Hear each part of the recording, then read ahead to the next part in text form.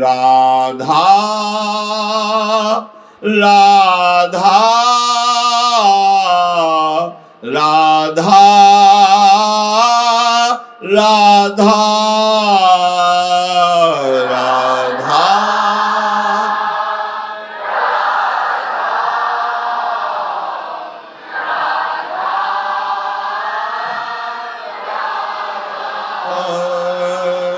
राधा राधा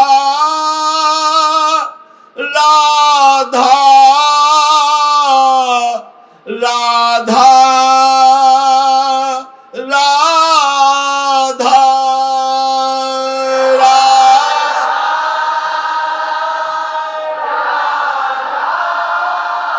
जय हो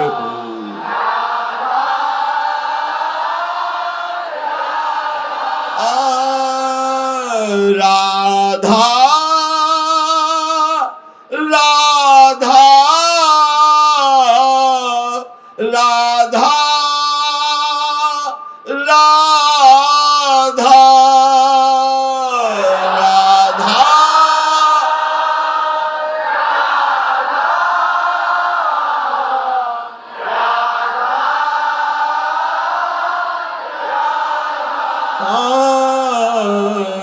राधा राधा राधा राधा राधा राधा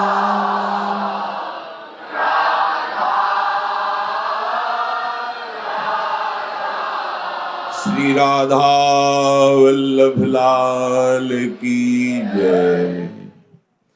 परम सच्चिदानंद घन आनंद समुद्र प्रेम समुद्र ज्ञान वैराग्य भक्ति अनंत ऐश्वर्यों के स्वामी प्रभु श्री कृष्णचंद्र जी अर्जुन जी को निमित्त बनाकर हम देहाशक्त प्राणियों को वो परम सुख जिसे अखंडानंद कहते हैं, प्रेमानंद कहते हैं, जहां किंचन मात्र भी दुख की संभावना भी नहीं है, सदा ही आनंद है, ऐसी स्थिति को, ऐसे परम पद को प्राप्त कराने के लिए प्रभु उपदेश करते हैं। हमें श्रद्धा और विश्वास पूर्वक श्रवण करना है, मनन करना है और उसे अपनी धारणा में लाना है। धारणा ऐसी निष्ठा में बदल जाए कि चाहे जितना कोई व्यक्ति वस्तु परिस्थिति अनुकूल या प्रतिकूल प्रभाव दिखाए, हमारी निष्ठा ज्यों की त्यों सुरक्षित रहे, तभी माना जाएगा कि मनन करके धारणा किया है। धारणा वही जिसको कोई परिवर्तित न कर पावे। प्रभु कह रहे हैं कि जो भोग और संग्रह से अपनी वृत्ति को हटा करके निश्चय कर लिया है कि इस जन्म में मुझे भगवत प्राप्ति करनी है, वो स्थिति प्राप्त करनी है जहां कोई द्वंद्व स्पर्श नहीं कर पाता।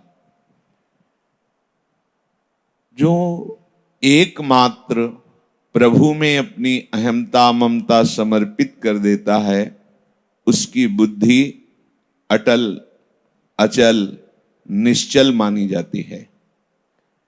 अर्जुन जी का प्रश्न हुआ कि जिसकी निश्चल बुद्धि होती है, अटल बुद्धि होती है, स्थित प्रज्ञ वो कहा जाता है, वो क्या लक्षण उसमें होते हैं, कैसे बोलता है, कैसे चलता है, कैसे बैठता है, कैसे व्यवहार करता है। पीछे आपने सुना। उसी क्रम में आगे प्रभु कह रहे हैं, यह सर्वत्रानभिस्नेहस तत्तत्प्राप्य शुभाशुभम नाभिनंदति न द्वेष्टि तस्य प्रज्ञा प्रतिष्ठिता। हे अर्जुन, यह सर्वत्र नभिस्नेहा, जो सब जगह से स्नेह रहित हो गया है, एकमात्र अपने आराध्य देव के चरणों में सब जगह से स्नेह समेट करके समर्पित कर दिया है। मम पद मनहि बांधि बरी डोरी, ये सिद्ध पुरुष का लक्षण है। उपासक के लिए आदर्श है, ऐसे चलना है। सिद्ध पुरुष को चलना नहीं, उसकी स्थिति यही होती है।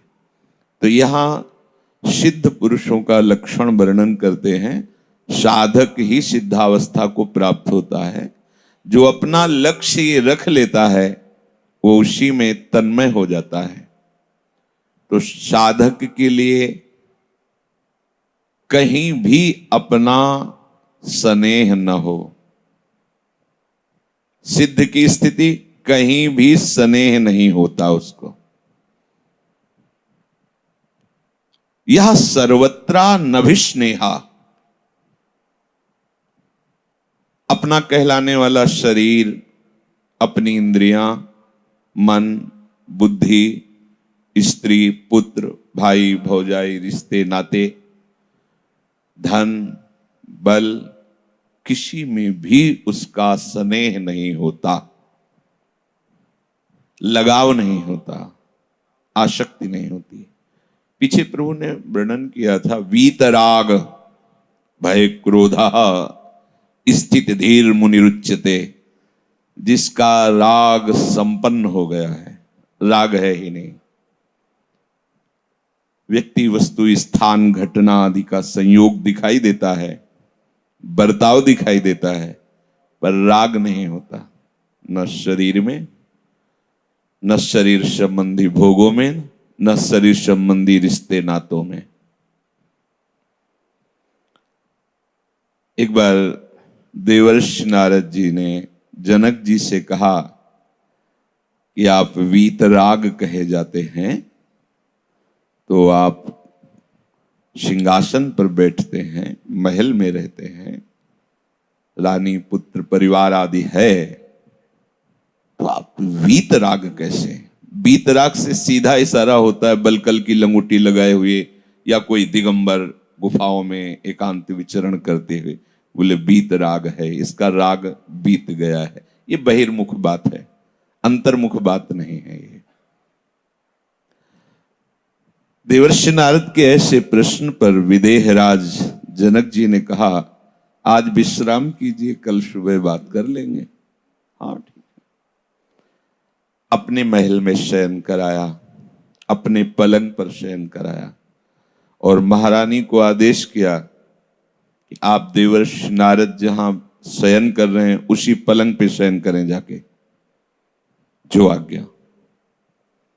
आराम मुद्रा में नारायण चिंतन करते हुए विश्राम में थे देवर्षि नारद। रात्रि का समय और महाराज का महल और उनकी शैया। महारानी पार्श्व में जाकर लेट गई। देखा स्त्री शरीर शकील, वो जैसे शकील थी वैसे वो और शकीलती जाती, नजदीक होती जाती। जब दीवाल आई तो दीवाल की तरफ मुंह करके पूरी रात्रि व्यतीत किया। महारानी उठी चली गई। देवर्षि नारद जी बड़े उसमें गए और कहा, क्या विनोद था आपका? आपने महल में शयन कराया, अपने पलंग पे शयन कराया, फिर महारानी को क्यों भेज दिया? क्या हुआ? वो गई और लेट गई, फिर क्या हुआ? हम सकिलते गए और जब दीवाल आई तब मुझे संतोष हुआ, फिर उधर मुंह करके पूरी रात्रि व्यतीत की। ऐसा आपने क्यों किया? दीवाल मिलने पर आपको संतोष हुआ? हाँ, तो उसको दीवाल क्यों नहीं समझ लिया? उसको स्त्री क्यों समझा? बस यही राग है और यही वीतराग है। वीतराग के लिए दीवाल, पाषाण, स्वर्ण, स्त्री, भोग सब एक दृष्टि होती है, उस निर्लिप्त।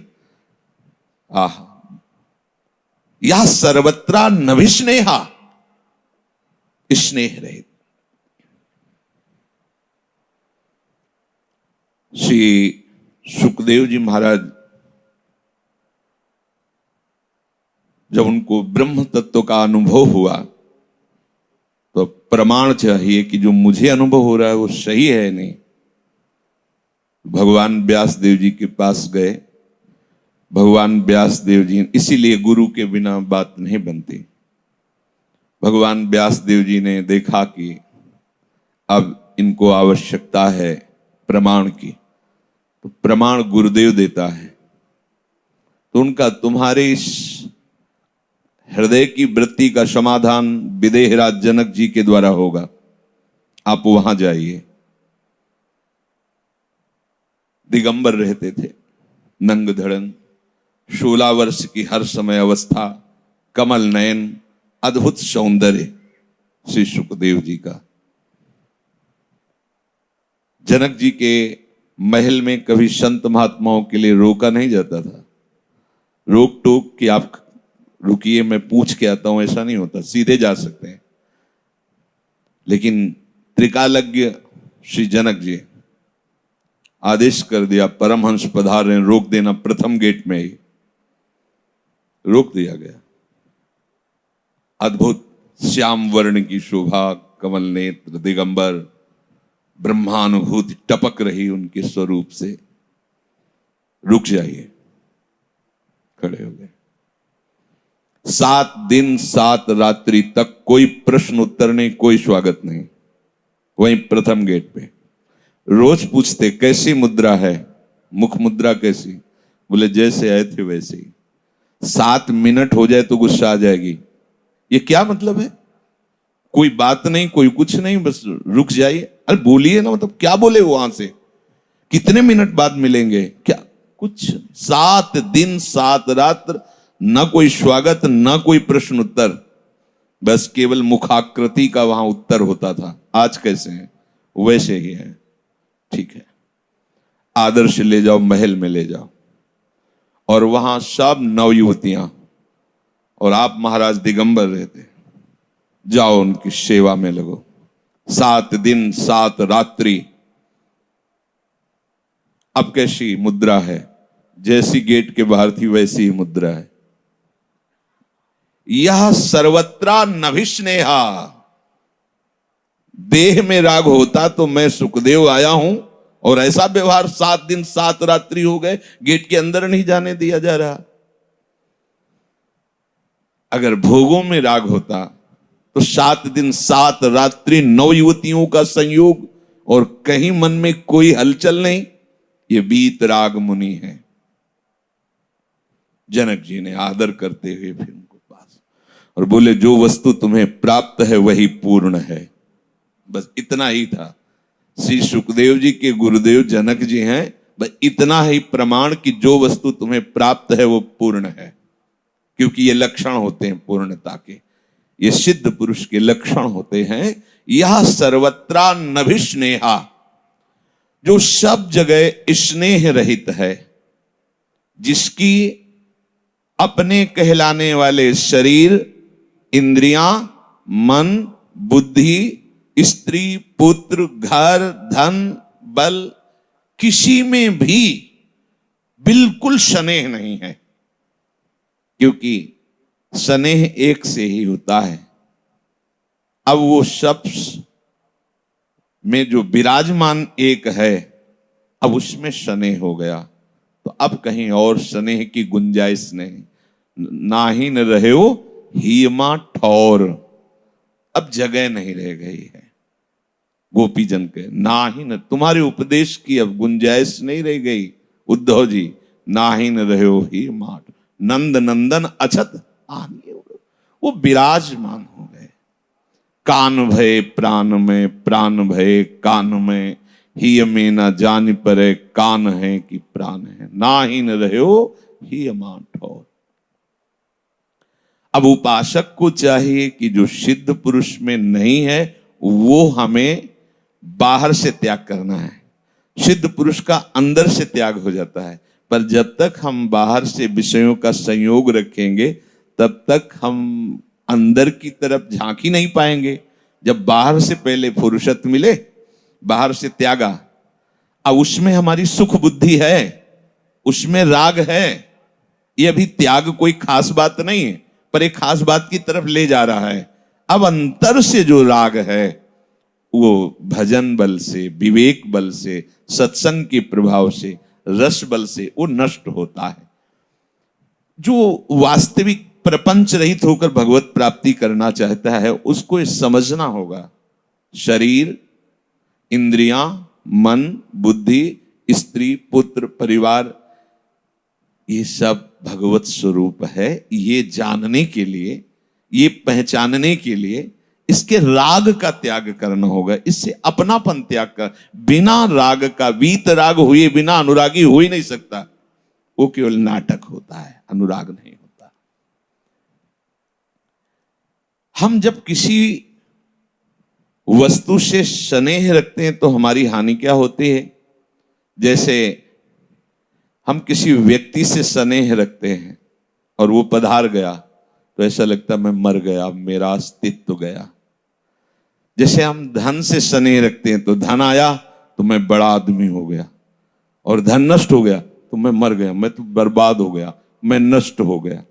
ये प्रत्येक वस्तु, व्यक्ति से स्नेह रखने वाला जन्म मृत्यु के चक्र को प्राप्त होता है। इसीलिए यह सर्वत्रा नभिस्नेहा, बहुत अमृत में वचन है, पर मोही व्यक्ति को यह जहर लगेगा। मोह से जो युक्त है उसे रोज वही बात, शरीर, शरीर के भोग और शरीर के रिश्ते नातेदार, ये तो कुल्हाड़ लेके शुरू हो गए, काटना ही है। हाँ, अगर भगवत प्राप्ति करनी है तो ये झूठा राग काटना ही है।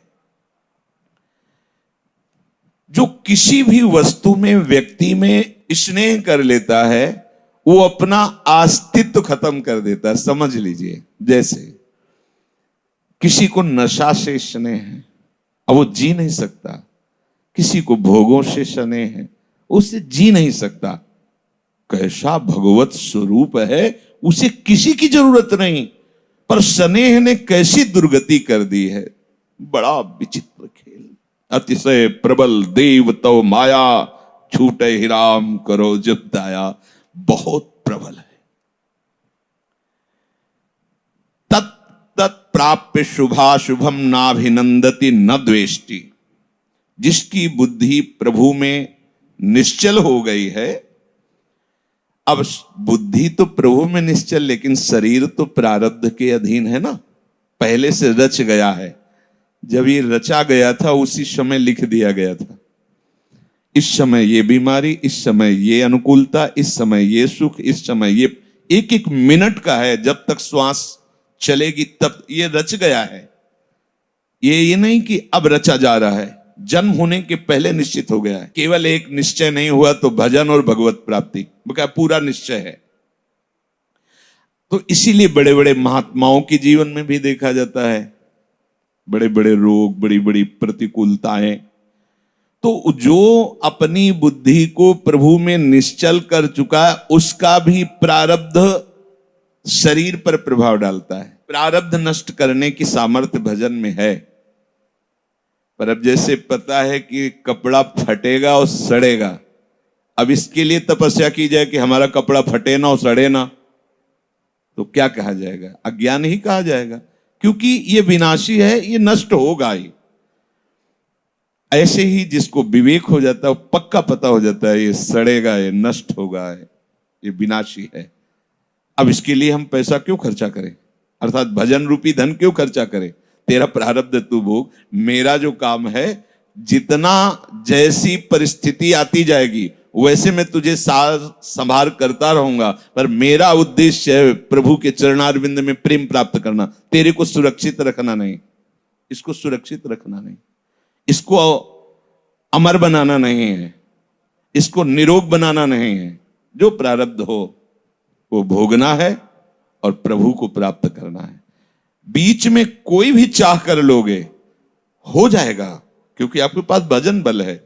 रोग नष्ट कर सकते हैं, प्रारब्ध बदल सकते हैं, आप सिद्धियां प्राप्त कर सकते हैं। दूसरे के मन की बात जानना है बहुत शुरुआत में, ये शुरुआत में इस ऐसी चटर पटर सिद्धियां है, ऐसे छोटी मोटी खिलवाड़। जब नैष्ठिक ब्रह्मचर्य में थे उसी समय जो अनुष्ठान होता था गायत्री का और देवी शक्ति का, तो ऐसा था कि अगर ऐसे दृष्टि करके मन में संकल्प कर रहे तो जैसे हो वैसे ही खड़े रहोगे, एक कदम इधर उधर नहीं होगे, जितनी मिनट का संकल्प है।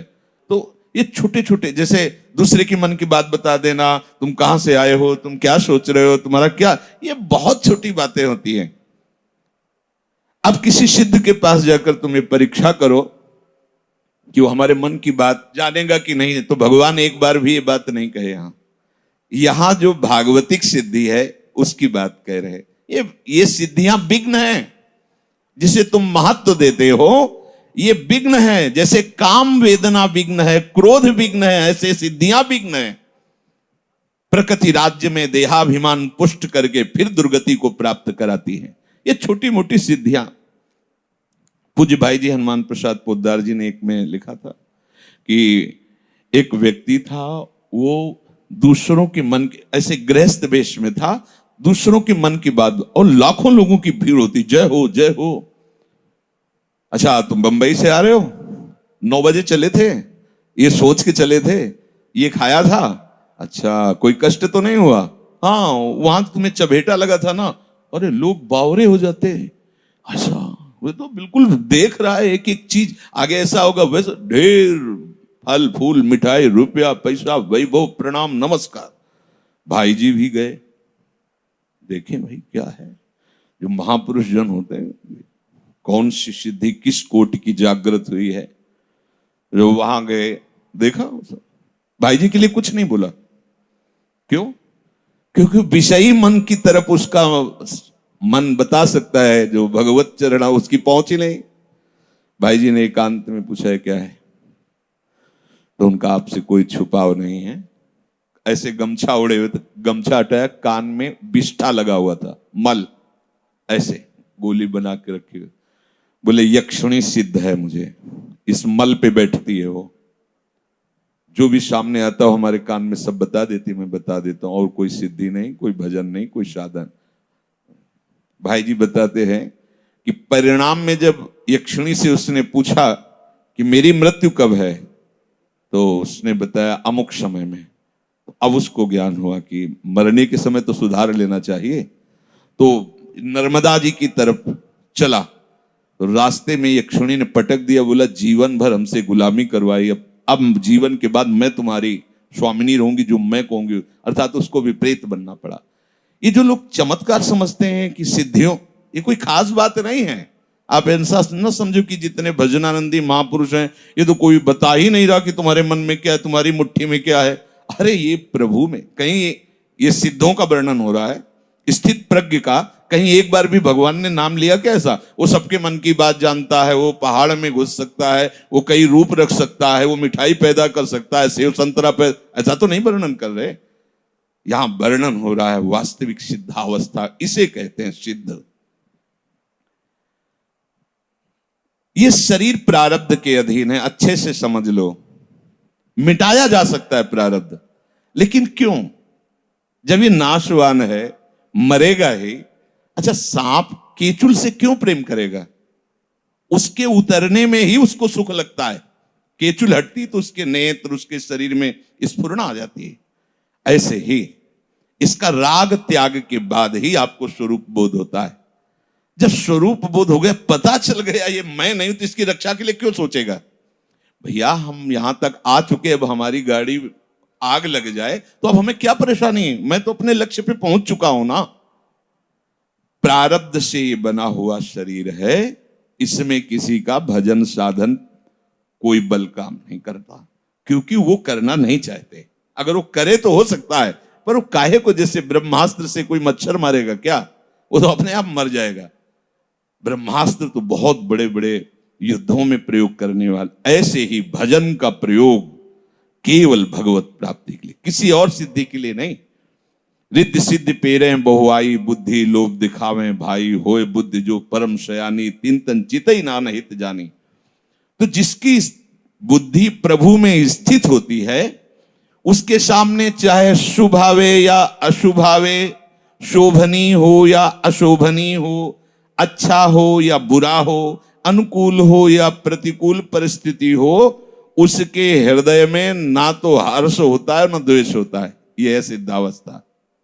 बुरी से बुरी परिस्थिति, कोई परेशानी नहीं, बहुत से बड़ा सा बड़ा लाभ हो गया। जैसे लोक में होता है कि कोई अनुकूल परिस्थिति आई तो उत्सव मनाया जाता है, खूब उसकी बातें सुनो तो कितना अहंकार भरी बातें होंगी, बड़े मैंने ये किया, देखो ऐसा हो गया ना, ऐसे, और बड़ा आनंद। और प्रतिकूल परिस्थिति आ गई तो जैसे गुब्बारा की हवा निकल गई, सारा अहंकार मिट्टी में मिल रहा है, और वो रो रहे हैं, हाय मैं मरा, हाय बर्बाद हो गया।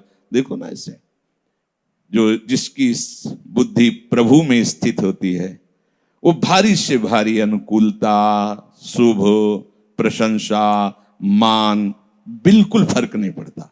भारी से भारी अपमान में भी, जैसे सेवक जी महाराज कह रहे हैं, जो बहुमान करे को मेरो, किए बहुमानत ना ही बढ़ाई, जो अपमान करे को केहूं, किए अपमान नहीं लगुताई। श्री हरिवंश गिरा रस सागर माझ मगन, सबे निधि पाई। आहा, श्रीमद चतुरासी जी के प्रेम रस में डूबे हुए सेवक जी कह रहे, कोई मान करे या अपमान करे, कोई फर्क नहीं पड़ता।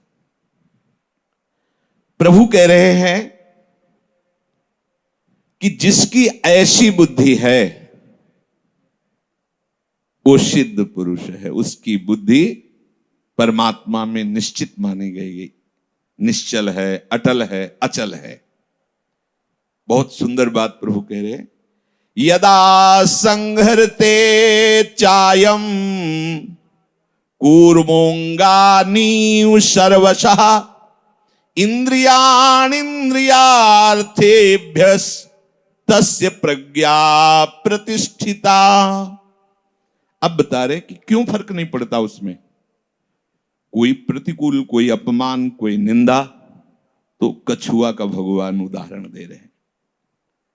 यदा संघरते चायम कूर्मोंगानी सर्वशः, जैसे कछुआ है ना, आराम से चल रहा है, जरा सा अगल बगल भी ऐसे करो तो तत्काल वो अपने को उस कवच के अंदर कर लेता है, जो उसकी पीठ में कवच है, बड़ा मजबूत होता है, उसके अंदर कर लेता है। प्रभु यहां कछुआ का उदाहरण देते हैं। 4 पैर, आगे एक मुख, पीछे उसकी पूंछ, 6 अंग होते हैं कछुआ में, प्रगट में जब वो चलता है। जो ही कोई भय का अवसर आता है, वो 6 अंगों को अपने अंदर कर लेता है, समेट लेता है। बची पीठ, अब अगर ईंट भी ऊपर लगे तो सुरक्षित है वो। तो कह रहे हैं ऐसे ही जो भगवत मार्ग का पथिक होता है, उसके पास कवच है, प्रभु का आश्रय लिए हुए, प्रभु के चिंतन में। जहां कोई भय का अवसर है तो कछुआ 6 अंग समेट लेता है। तो 5 ज्ञानेंद्रियां और 1 मन, मना खष्टानि इंद्रियाणि प्रकृति स्थानि कर सती, यही मान अपमान सुख दुख लाभ हानि का अनुभव कराती हैं। तत्काल ये 6 प्रभु में प्रभु में, अब वो कवच में है, अब उसका मन प्रभु में, इंद्रियां प्रभु में, तो चाहे बाहर जितना तांडव करे माया, कोई फर्क नहीं पड़ता। जैसे कछुआ 6 अंग अपने अंदर करके और कवच में हो जाता है। किंचन मात्र भी उसका उस दुख सुख का प्रभाव नहीं पड़ता। जैसे कछुआ के ऊपर डंडा ऐसे कोई फर्क नहीं पड़ेगा, एकदम गाढ़ स्थिति प्रभु में। प्रहलाद जी से जैसे उनके मित्रों ने पूछा था, तुम्हें आग में जलाया जाता है, ये सब भयानक कष्ट दिए जाए, तो उनका मुझे ऐसा लगता ही नहीं कि मैं आग में बैठा हूं, मैं देखता हूं कि मेरे हरि आसपास ऐसे बाकी मुझे गोद में बैठा ले। प्रभु से अपनापन होने के कारण हर समय वो प्रभु में अपनी स्थिति को देखता है। जहां कोई भयावह स्थिति आई, पूर्ण एकाग्र तन्मय वैसे ही था, और अब वो बाहर सब होता रहता है, उसमें कोई फर्क नहीं पड़ता। इंद्रियों के अपने अपने विषयों से सर्वथा हट जाने से स्वतः सिद्ध तत्व का अनुभव हो जाता है। जो प्रभु में बुद्धि लगाए रहता है वो काल की सीमा के अंतर्गत नहीं होता। समुझ आए शरण ते डरत ना काल डर, वो काल के अधीन नहीं होते। जिए काल बस ना परे, कालातीत स्थिति। बहुत बढ़िया कृपा हो गई यदि ये बात तुम्हारी समझ में आ जाए। बड़े बड़े दुखों से बचने का सहज उपाय है प्रभु के चरणारविंद का निरंतर चिंतन करना, प्रभु के श्री चरणों का आश्रय ले लेना, प्रभु के चरणों से अपना संबंध बनाना। अन्य कोई संबंध नहीं, अन्य कोई आश्रय नहीं, अन्य कोई बल नहीं। तो जिस तरह कछुआ अपने अंगों को सब ओर से समेट लेता है, ऐसे ही जिस काल में उपासक अपनी 5 ज्ञानेंद्रियों और मन को प्रभु में समर्पित कर देता है, अर्थात संसार से हटा लेता है, उस समय तस्य प्रज्ञा प्रतिष्ठिता, उसकी बुद्धि प्रभु में निश्चल हो जाती, अटल हो जाती है। अब प्रभु कह रहे हैं कि विषयों से 5 ज्ञानेंद्रियां हटा ली और मन हटा लिया तो स्थित प्रज्ञ हो जाता है वो। अब यहां बता रहे हैं कि केवल इंद्रियों का विषयों से हट जाना कोई ये न समझ ले कि वो स्थित प्रज्ञ हो गया है। विषया विनिवर्तन्ते निराहारस्य देहिनः रसवर्जम रसोप्यस्य परम दृष्ट्वा निवर्तते। कोई ये सुन करके कि इंद्रियों को अगर विषयों से हटा लिया जाए तो तत्व बोध हो जाएगा, हम तत्व ज्ञानी हो जाएंगे, तो ऐसा नहीं। निराहार रहकर इंद्रियों को विषयों से हटाया जा सकता है। ये नहीं देखेंगे, ये नहीं सुनेंगे, ये नहीं चखेंगे, ये नहीं भोगेंगे, परंतु उस विषय के प्रति जो सुख बुद्धि है वो जब तक निवृत्त नहीं होगी तब तक तत्व बोध नहीं होगा, भगवत तत्व का बोध नहीं होगा। विषयों से इंद्रियों को तो हटा सकते हैं।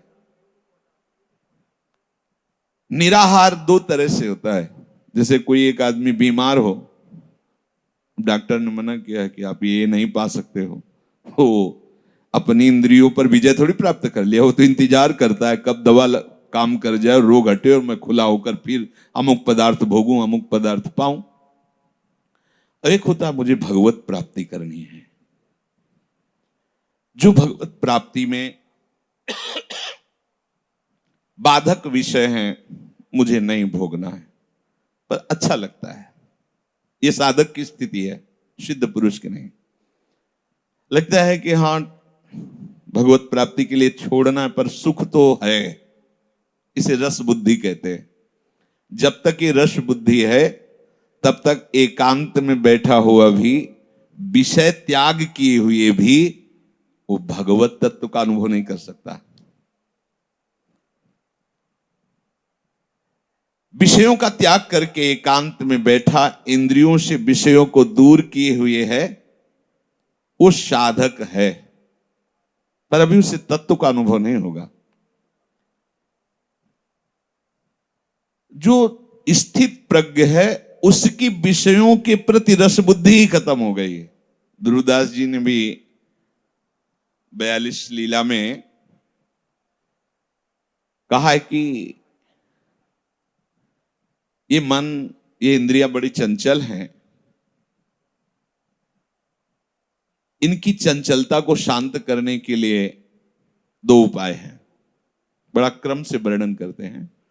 मन तो चंचल सबनिते कीजय कौन उपाय, साधन को हरि भजन है कै सतसंग सहाय। मन और 5 ज्ञानेंद्रियां ये सदैव प्रकृति की तरफ आकर्षित करती रहती है, हमें भोगों में ही लगाए रहती हैं, बड़े चंचल हैं। तो क्या उपाय है इनको रोकने का? तो बोले प्रथम तो निरंतर भजन करना, हरि भजन, निरंतर भजन। निरंतर भजन कैसे होगा? इसके लिए सत्संग की आवश्यकता है। एकांतिक जो भजन करते हैं और सत्संग उनको नहीं रुचता या नहीं मिलता या नहीं जाते, तो बहुत सी कमियां ऐसी होती हैं जो अहंकार बनाए रखता है। जो अहम है वो बहुत सी कमियों को बनाए रखता है और एक गर्व हो जाता है। वो जब तक गर्व नहीं मिटता तब तक भगवत अनुराग नहीं होता। ये महापुरुषों के वचन है। एक दिन हम स्वाध्याय करें उसमें कि एकांतिक भजन हो रहा है पर सत्संग नहीं हो रहा तो अधूरापन नहीं जाएगा। अंदर कई तरह के अहंकार पुष्ट होते रहते हैं। इसीलिए भगवान शंकर आदि शनकादि महापुरुष भी सत्संग करते रहते हैं। ध्रुवदास जी कहते हैं प्रथम उपाय तो है हरिभजन। केवल सत्संग किया हरिभजन नहीं किया तो ठीक नहीं रहेगा, और एकांत में केवल लगे हो सत्संग नहीं हो रहा तो भी अपने अंदर जो कमियां हैं वो सत्संग दर्पण की तरह आपके सामने होता है। और अब जैसे आप सुन रहे हो तो आपको खुद पता चल रहा है मैं कितना कमजोर हूं, मैं कितना फंसा हुआ हूं। ये दर्पण है, सत्संग दर्पण है जो आपको दिखाता रहेगा और निकालता, कैसे निकलना है इस स्थिति से ये भी सत्संग में ही प्राप्त होता है। तो साधन को हरिभजन है, कै सत्संग सहाय। अब जो हमारे हृदय में निरंतर भजन नहीं होने देती वो काम कामना वासना मन तेग कर शब्द दूर। अभी पीछे कल चर्चा हुई थी कि जो बहुत जन्मों से छुपी हुई इच्छाएं हैं उन्हें वासना कहते हैं, और जब वही प्रकट होती है किसी वस्तु व्यक्ति तो उसे आसक्ति कहते हैं, और वही जब भोगने की इच्छा होती तो उसे काम कहते हैं, कामना कहते हैं। ऐसे ही आसक्ति, राग, स्पृहा, कामना, वासना ये भीड़ लगी हुई अंदर। तो कह रहे काम कामना वासना मनते कर सब दूरी। काम और कामनाएं और वासनाएं ये सब मन से निकाल फेंकना होगा। ओ कैसे निकलेंगी? प्रश्न आता है। निकाल फेंकना होगा, मन से दूर करना होगा, तो कैसे? तो बोले राधा वल्लभ लाल भजी रसिकन जीवन मोरी। ये जो रसिकों की संजीवनी मोरी है राधा वल्लभ नाम, राधा वल्लभ रूप, राधा वल्लभ चरणारविंद की आराधना। बोले इससे तुम्हारे मन की काम कामना वासना ये सब दूर हो जाएंगे। महाप्रभु हरिवंश चंद्र जी स्वयं आदेश करते हैं राधा वल्लभ लाल को हृदय ध्यान मुख नाम। अगर हमारे मुख में नाम चलता रहे, हृदय में उनका ध्यान होने लगे तो सब सोहित विशुद्ध सबके प्रति भाव आ जाएगा, निष्काम भाव, और श्री वृंदावन प्राणों से प्यारा लगने लगेगा और मन से काम कामना वासनाएं अपने आप भाग जाएंगी। भजन महल से निकसत नाही। ये काम कामना वासना क्या करेंगी? क्योंकि सुरक्षित किले में है वो, भजन में है। ये बाहर मडरा कर वापस चले जाते हैं। बोले सब तजी वृंदावन सुख लीजे, प्रफुल्लित ललित सोहनो बहुदिशी, लखी उर धीर धरी जय। सब तजी वृंदावन सुख लीजे, राधा वल्लभ नाम मधुर रस, ले मुख निश दिन पीजे। हीरा सखित नित अवलोकत, चित्त अनूप रंग भीजे। वृंदावन सुख लीजे, चलत फिरत सुनियत है श्री राधा वल्लभ लाल। ऐसे वृंदा विपिन में बसत रहो सब काल। लाडली जी को वल्लभ नाम बहुत प्रिय है, बहुत प्रिय है, प्रीतम वल्लभ। और लाल जी को राधा नाम बहुत प्रिय है। इसलिए आचार्य चरण ने राधा वल्लभ रूप बेली प्यारी बनी प्रीतम प्रेम तमाल, दो मन मिली एक भय श्री राधा वल्लभ लाल। राधा वल्लभ लाल का अगर हमारे जिह्वा पे नाम हो और हृदय में ध्यान हो तो काम कामना वासना सब नष्ट हो जाएंगे। आपका शरीर कहीं भी हो आप वृंदावन सुख में डूब जाएंगे। खास बात है, कहीं भी शरीर हो, मानो ऐसा सौभाग्य नहीं मिला कि आप अखंड वृंदावन वासी बने, पर मन आपका वृंदावन वासी बन जाएगा यदि जिह्वा से निकलता रहा राधा वल्लभ राधा वल्लभ। राधा वल्लभ कहत ही होत ही ये अनुराग, निरखत छवि तिन नरनि को, बढ़त चौगुनो लाभ। हमारे हृदय में जो कामना वासना है, ये तभी निकलेंगे जब प्रिया प्रीतम का रूप प्रकाशित हो जाए। और ये रूप तभी प्रकाशित होगा जब जिह्वा से निरंतर नाम चलता रहे, राधा वल्लभ राधा वल्लभ राधा वल्लभ। राधा वल्लभ नाम अमृत नाम। एक बार गुरुदेव भगवान ने लाडली कुंज में जगह जगह लिख रहा, अमृत पियो राधा वल्लभ नाम, अमृत पियो राधा वल्लभ नाम, लाल रंग से ऐसे। और देखा है घंटों अश्रु चल रहे रात के 1 बजे, कैसी भाव दशाएं। नाम राधा वल्लभ नाम मधुर रस, और रसबल छूटे जो विषय, तब ही तो सुख होए। ध्यान धरिए, ये जो कामना वासना है ये सब नष्ट हो जाएंगी। बाहर से हम विषय का त्याग कर रहे हैं, पर अंदर से सुख बुद्धि है। साधक है तभी तो है अंदर से कि अगर इन भोगों को भोगा जाए तो सुख मिलेगा। बहुत जलन का ये इस समय की यात्रा होती है, क्योंकि इंद्रियां भोगों में सुख और भोगों का त्याग। अब वो अंदर तन छाड़े मन गई है, दोनों ही दुख होए, तो ये गलत नहीं है। ये प्रारंभिक त्याग, पर इसे वास्तविक त्याग नहीं कहते, ये विश्राम स्थली नहीं है। अब रसबल छूटे जो विषय, तब ही तो सुख होए। तो कौन सा रस? बोले राधा वल्लभ नाम मधुर रस, लय मुख निश दिन पीजय। राधा वल्लभ, महाप्रभु के राधा वल्लभ लाल को हृदय ध्यान मुख नाम। प्रगट बदन रसना जो प्रगट अरु प्रगट नाम रढ़ी, जीव नसेनी मुक्ति तिह बल आरोही मूढ़ चढ़ी। अरे मूढ़, ये जीव से राधा वल्लभ राधा वल्लभ राधा वल्लभ मतलब प्रतिपल तुम नसेनी में चढ़ रहे हो। कहां? मोक्ष पदवी में। मोक्ष का यहां भाव, मुक्ति का तात्पर्य द्वंद्व में मुक्ता। कोई भी द्वंद्व तुम्हें इस ऊंचाई में छू नहीं पाएगा। एक एक नाम जपने का मतलब है एक एक सीढ़ी चढ़ते। और एक जगह ध्रुवदास जी ने भजन नसेनी प्रेम की, प्रेम ऊंचाई पर चढ़ने के लिए जैसे हम ऊंचाई पर चढ़ने के लिए सीढ़ी का प्रयोग करते हैं, ऐसे ही भजन सीढ़ी। राधा वल्लभ राधा वल्लभ राधा वल्लभ।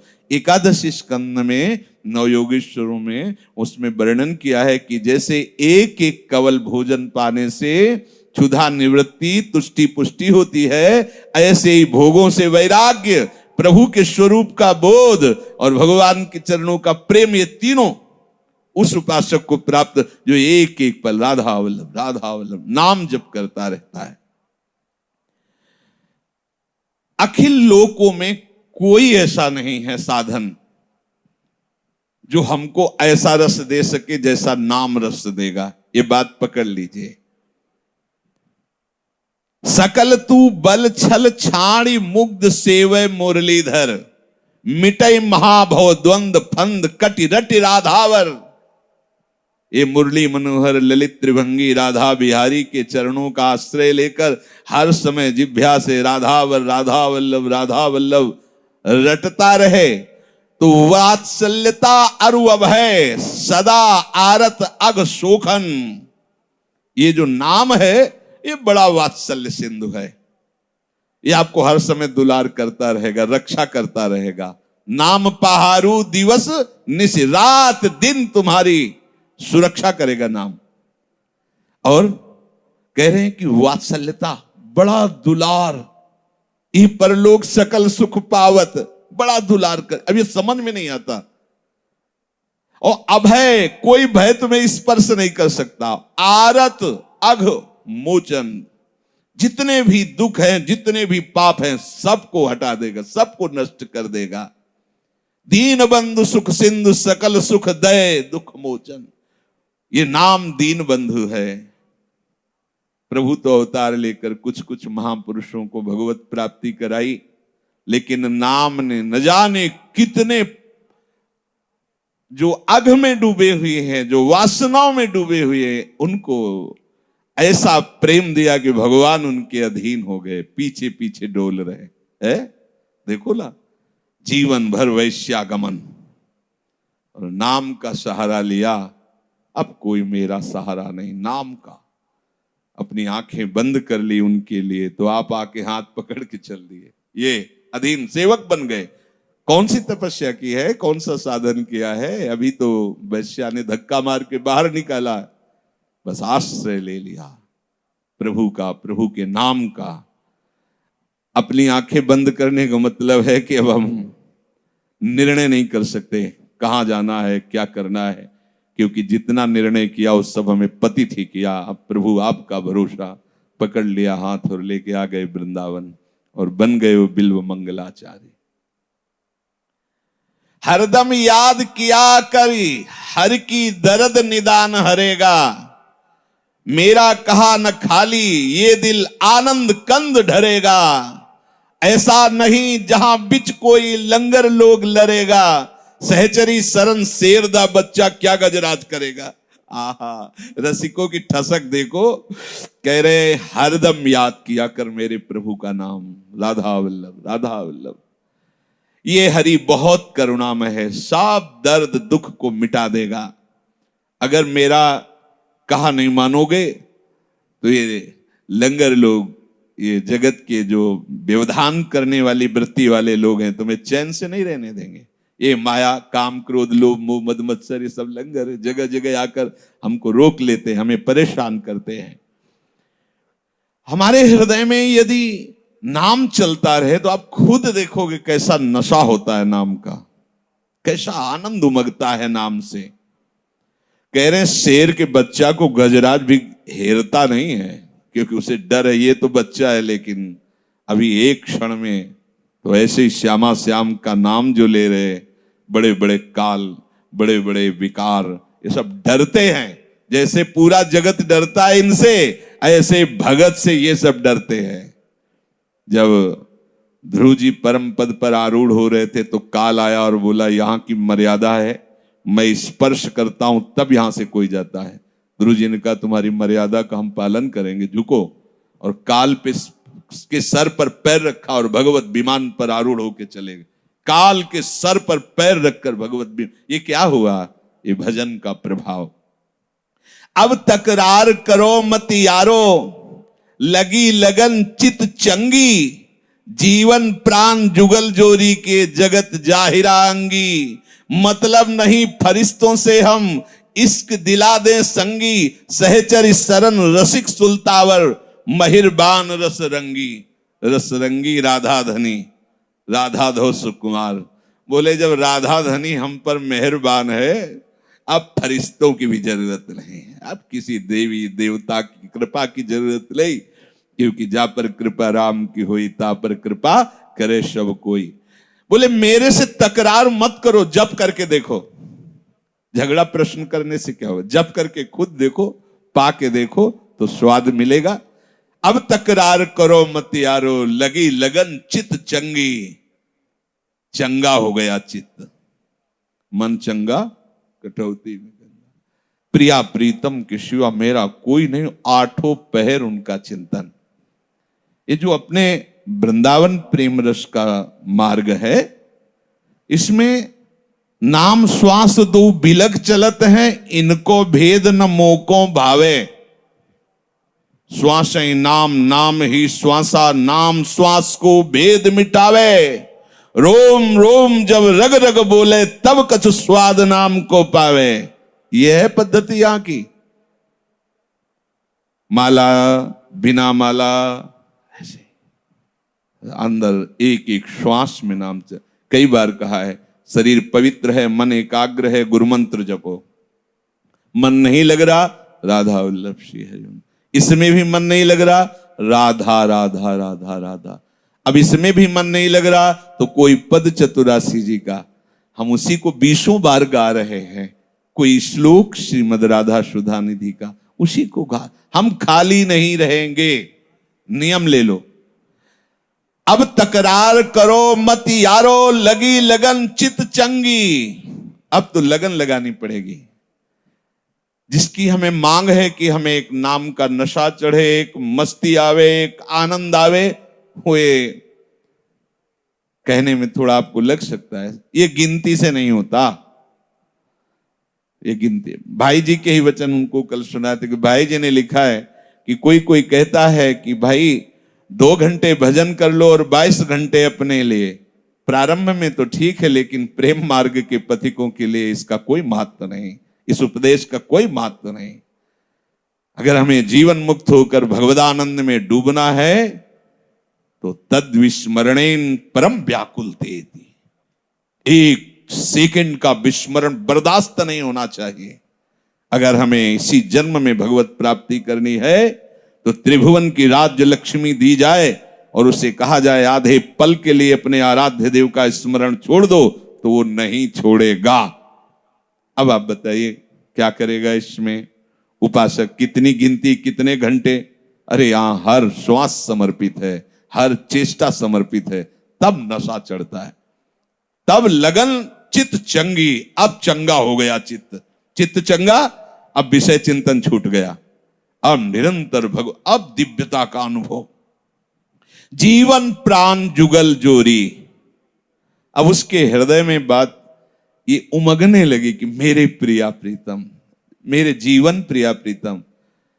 ये ऐसा नहीं लगता कि प्रिया लाल कोई भगवान है, कोई निकुंज है, उसके स्वामी, ये दूर की बात नहीं लगती।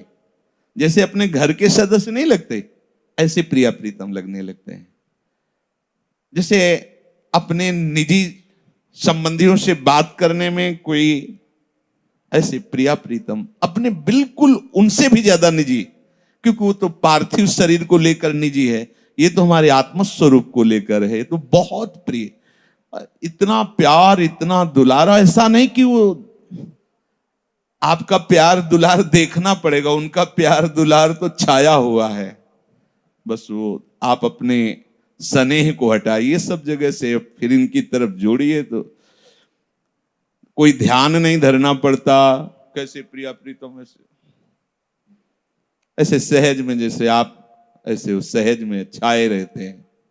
पिय मूर्ति नैनन बसे तेहि रस रहाए, हृदय फट जाए। ऐसी लाडली जो है, मतलब जरा सी उनकी भावना जागृत होती, बस रोने का मन। इतना आनंद समुद्र का सार लाडली जो करुणा बरसाती, वात्सल्य।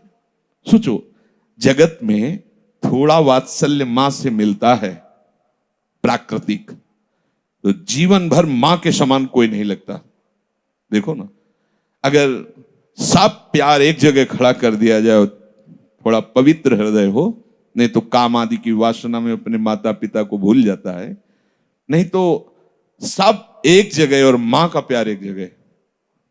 मतलब वो, जैसे हम सबसे वैराग्य की बातें भाई से सबसे कट्टरता पूर्वक की, लेकिन जब सुना कि मां आ रही है, जब भागे थे घर से, तो घबरा गए कि उसके सामने हम ये ज्ञान वैराग्य झाड़ नहीं सकते। जब उनकी आंसुओं की धार चलेगी तो क्योंकि होता है ऐसा।